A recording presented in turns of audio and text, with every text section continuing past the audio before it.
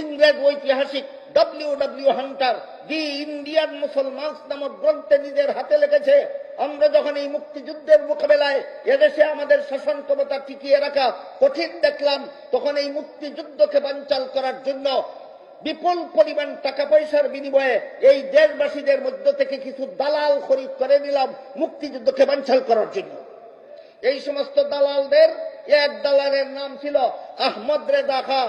শাহ আব্দুল আজিজ ফতোয়া দিলেন স্বাধীনতা পুনরুদ্ধারের মুক্তিযুদ্ধে ঝাঁপিয়ে পড়া ফরজ।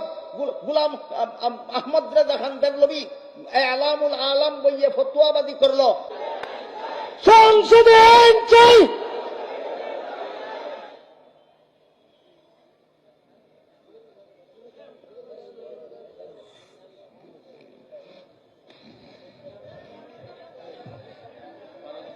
সবাই বসেন বসেন।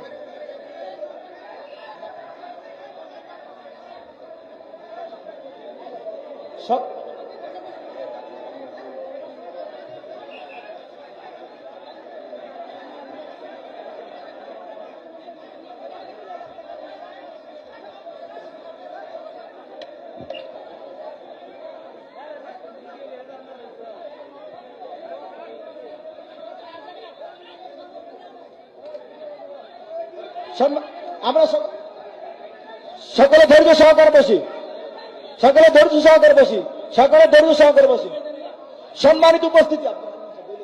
সম্মানিত উপস্থিতি, এই মুহূর্তে মূল্যবান আলোচনা পেশ করবেন এদেশের একজন প্রবীণ আলেমে দ্বীন আল্লামা মুফতি আব্দুল হান্নান দামাত বারাকাতুহুল আলিয়া, ইমাম ও খতিব।